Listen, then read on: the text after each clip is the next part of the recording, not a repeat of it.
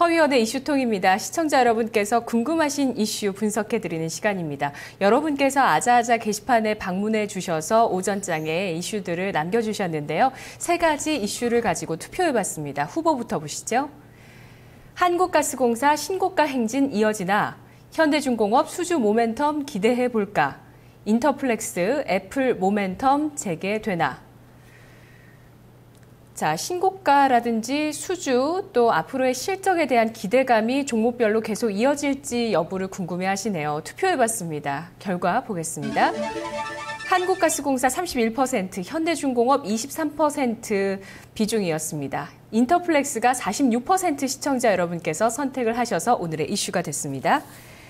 허위원의 이슈 통해서 분석해 보겠습니다. 허준식 해설위원입니다. 안녕하세요. 네, 안녕하십니까. 네, 인터플렉스가 애플의 아이폰 5 출시 소식에 상승을 하고 있는데요. 인터플렉스는 애플에 얼마 정도 납품을 하고 있나요? 네, 현대증권에 따르면 이제 그 아이폰의 신제품 출하가 이미 7월 달에 시작이 됐고요. 아이패드 신제품향 출하도 8월부터 시작됐다고 합니다. 그리고 애플향 매출 비중은 2분기에 35%이던 것이 3분기에는 47%로 확대될 것으로 전망이 되고 있고요. 또 예전에 이제 한 종만 납품했던 아이폰 4S와 달리 아이폰 5에는 4종의 연성 PCB를 납품하게 될 것으로 전망되고 있습니다. 네, 납품 규모가 확실히 늘어났네요. 네네, 새롭게 제품이 나오면서요.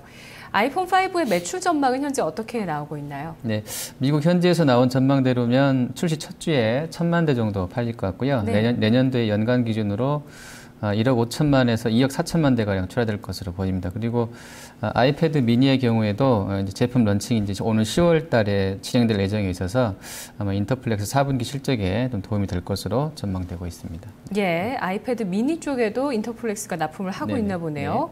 네. 예, 그렇다면 업황이 좋다 보니까 FPCB 그 생산 능력도 늘렸던 것으로 알고 있는데 네네. 증설 모멘텀도 기대를 해봐도 괜찮을까요? 네, 일단 지난해 말에 이제 월 13만 5천 평방미터이던 캐파가 지난 8월 달부터 18만 5천 평방미터로 확대가 됐기 때문에 긍정적이겠고요. 이러한 그 캐파 확대를 통해서 고객 수요에 좀 적시에 대응하고 있다는 평가가 나오고 있습니다. 예. 뭐 스마트폰, 스마트 IT 기기, 요즘 경쟁이 아주 치열하고 신제품 거의 혈전입니다, 하반기에. 그런데 일단 부품주들은 부품을 납품하고 이런 것들이 팔림으로 인해서 어떤 그런 경쟁에선 좀 벗어나서 실적이 좋아질 거라는 기대가 많은 것 같은데요. 주제를 좀 바꿔서 TSP 얘기를 좀 해보죠. 인터플렉스가 네네. 지난달 21일에 터치스크린 패널 사업에 진출한다고 공시를 했었는데 그 정전 용량 터치스크린 업체만 80개 이상이라고 하더라고요. 근데 왜 이 TSP라는 분야에 진출을 했는지 공시 내용을 좀 볼까요? 네, 일단 공시 내용은 인터플렉스가 기존의 FPCB랑 연계한 이 지속적인 성장 동력 확보 차원이라고 이야기를 했고요. 네. 그래서 이제 TSP에 들어간다는 얘기고요. 그리고 투자 금액은 구체적으로 확정된 것은 아닌데요. 4분기까지 양산 준비에 들어가고 내년 1분기부터는 실제로 양산을 하고 터치스크린 패널을 매출도 이제 가셔야 될 것이라고 했습니다. 그런데 이제 키움증권 쪽에서 이번 달 초에 이와 관련해서 이제 리포트가 나왔는데요. 투자 금액은 500억 정도로 추정을 하고 아마 장기 차입금으로 조달할 것이라고 했습니다. 그리고 이미 이제 터치스크린 패널 제품 개발을 완료한 상태이고 네. 양산도 4분기부터라고 추정을 했고요. 한편 이제 인터플렉스 쪽에서는 이와 관련해서 이미 TSP 신기술 또 신공법이 개발 완료된 상황이고 제조 라인도 상당히 좀 대량 생산이 가능하도록 하겠다라고 밝혔고요. 그리고 자사가 생산하는 이 터치스크린 패널은 향후에 플렉서블 디스플레이에 적용될 예정이다 이렇게 네. 이야기를 했습니다. 네. 그래도 어쨌든 후발주자가 되는 거거든요. TSP 그 터치 패널이랑 지금 인터플렉스에서 계속 하고 있는 그 강한 경쟁력을 갖고 있는 연성 PCB와 어떤 연관성이 있는지 좀 설명 들어보고요. 네네. 또 인터플렉스의 TSP, 터치 패널, 터치 스크린 패널 사업 진출과 관련해서 증권가에서는 또 어떤 평가가 나오는지 네. 말씀해 주시죠. 네. 그 FPCB랑 TSP는 이 공정이랑 소재가 좀 유사하다고 합니다. 연성 네. PCB는 FCCL이라는 필름 소재를 사용하고 터치 패널도 이제 ITO 필름을 사용합니다. 어쨌든 둘 다 필름을 기반으로 한다는 점에서는 같고요. 또 식각이라든지 회로 패턴 기술도 공유할 수 있겠다는 그런 장점이 있다고 합니다. 그리고 유사성이 있습니다. 그리고 터치 패널에 적용이 되는 이 미세 방막 기술이라든지 미세 패턴 기술이 연성 PCB에서 축적된 것이라고 하고요. 이 두 사업 모두 다 스마트폰이 전방 산업이고 네. 고객도 삼성 모바일 디스플레이랑 삼성전자로 같습니다. 그리고 키움증권에서는 삼성 모바일 디스플레이 정정하겠습니다. 없어진 회사니까요. 그리고 키움증권에서는 이 TSP 사업 진출로 인해서 동사의 성장 속도가 한층 더 빨라질 것으로 이렇게 전망을 했고요. 특히 네. 연말부터 개시될 플렉서블 AM OLED는 기존의 원셀 방식이 아니고 ITO 필름 방식의 터치 패널을 외주 조달하는 형태로 터치 모듈이 구성이 될 것인데 이번에 이제 인터플렉스가 개발한 터치 패널이 이러한 차세대 플렉서블 OLED에 가장 적합한 형태라는 평가를 받고 있습니다. 따라서 이제 네, 그 언브레이커블 디스플레이에 들어가는 터치 패널은 기존의 터치 패널에서 이제 글라스가 그러니까 유리기판이 빠지고 네. ITO 필름만 사용하게 되는데 인터플렉스가 여기서 기존의 생산 기술을 사용할 수 있다는 이점이 있기 때문에 상대적으로 강한 경쟁력을 갖고 있다는 겁니다. 그리고 키움 쪽에서는 일단 인터플렉스의 내년도 터치스크린 패널 매출이 3,300억에 달할 것으로 봤고요. 최근에 이러한 모멘텀 반영하면서 목표 주가도 9만 원으로 높여 잡았습니다. 네. 예, 네. 이렇게 새로운 성장 모멘텀을 하나 더 달게 됐다. 증권가에서는 호평을 하고 있고 목표 주가까지도 네. 올리고 있는데요. 네. 기관의 수급을 보면 8월 21일 공시가 나간 이후에 이 새로운 사업의 진출 공시 나간 이후에 네. 그다음부터 네. 오히려 매도세거든요. 네.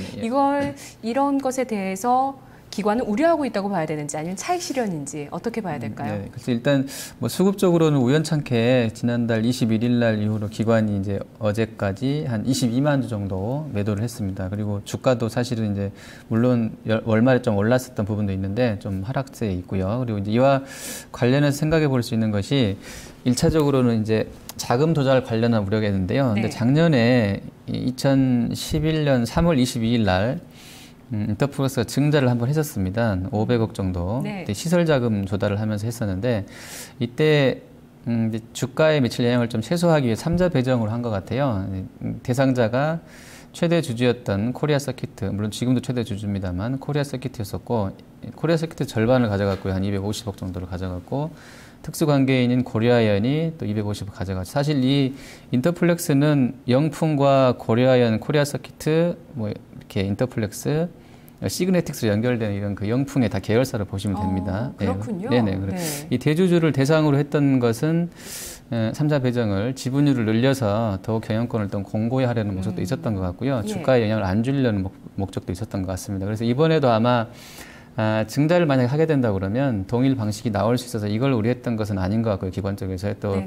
앞서 키움증권 쪽에서 그 장기 차입금 형태를 띌 것이라고 했는데 뭐 이 금액도 사실은 현재 시총이라든지 여러 가지 자본 능력 대비로 네. 뭐 큰 규모는 아닌 것 같기 때문에 뭐 이 재료였던 것은 아닌 것으로 현재 제가 추정이 되고요. 자금 조달 우려가 아니란 말씀이시네요. 네, 그리고 이제 올 상반기에 인터플렉스가 684억을 투자를 했었는데요.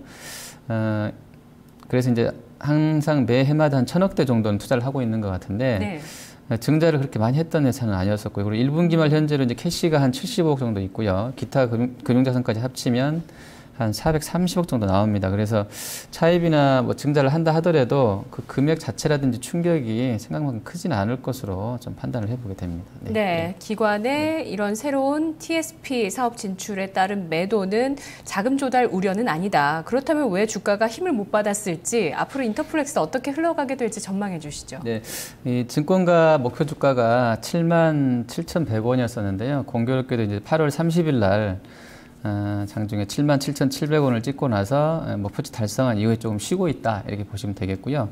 그리고 이제 TSP 관련해서는 인터플렉스가 시장을 좀 앞서가는 것 같습니다. 네. 사실 이게 타이밍이 잘 맞으면 좋은데 안 맞으면 또 괜히 증설만 해놓고 그 증설만 해놓고 손실을 볼 수도 있는 게 이제 IT 업황인 것 같은데요. 어쨌든 지금 이 언브레이커블 AM 원리 특화된 TSP이기 때문에 이번에 개발한 것이 삼성 갤럭시 노트 2부터 내심 기대하고 있었던 것 같은데요. 일단 저번에 나왔던 시연 제품에서는 네. 아닌 것으로 제가 알고 있고요. 그 플라스틱 기판이 아니었던 것으로 알고 있고요. 그리고 이제 삼성 쪽에서는 어제 그제 계속 언론 노출을 통해서 네. 아이폰 5를 이제 겨냥해서 하드웨어 쪽 경쟁력 이야기를 하면서 올해 안에는 그 적어도 플라스틱 OLED가 나올 것이다라고 이야기를 하고 있는데 어쨌든 아직까지는 좀 불확실한 상황에 있어서 조금은 이와 관련된 경계성, 이익 실현 매물이 좀 나왔던 것으로 보여지고요. 또 차입 확대라든지 증자 관련 우려도 조금은 뭐 심리적으로 남아 있었던 것 같습니다. 그리고 네. 시장에서 지금 예상 나오기로 내년도 연간 순이익 인터플렉스가 770억 정도로 보고 있는데요. 올해보다 상당히 좋아질 것으로 보고 있는데 최대한으로 높게 잡은 쪽에 순이익을 제가 갖다 써서 한 1,000억 정도 잡았는데 그래도 ROE가 한 28%밖에 안 나오거든요. 그래서 지금 주가가 이러한 수익성 대비로 저렴한 것은 아닌 것으로 판단이 되기 때문에 저는 개인적으로는 단기 트레이딩 정도로 접근하시는 게 맞다고 봅니다. 네. 알겠습니다. 고맙습니다. 네, 감사합니다. 네, 인터플렉스 애플의 아이폰 5의 4개 부품으로 지난번보다 1개에서 4개로 부품이 확대됩니다. 이에 따른 실적에 대한 기대감이 있는데요. 새로운 사업 진출, 터치스크린 패널, 또 자금 조달의 가능성 여러 가지 것들 분석해봤습니다. 현재 주가는 그 여러 가지 것들을 대비를 해봐도 추가적인 상승보다 단기 트레이딩 권하는 것으로 결론이 났습니다. 오늘 선물 받으실 분 인터넷 게시판에서 아이뻐라는 닉네임을 가지고 계시는 분 선물입니다. 자, 아이폰 5는 실망이지만 인터플렉스 오늘 잘 나가네요. 쭉쭉 올라라 라고 하셨는데요. 스모 콘서트 선물로 드립니다. 잠시 후 2부에서 뵙겠습니다.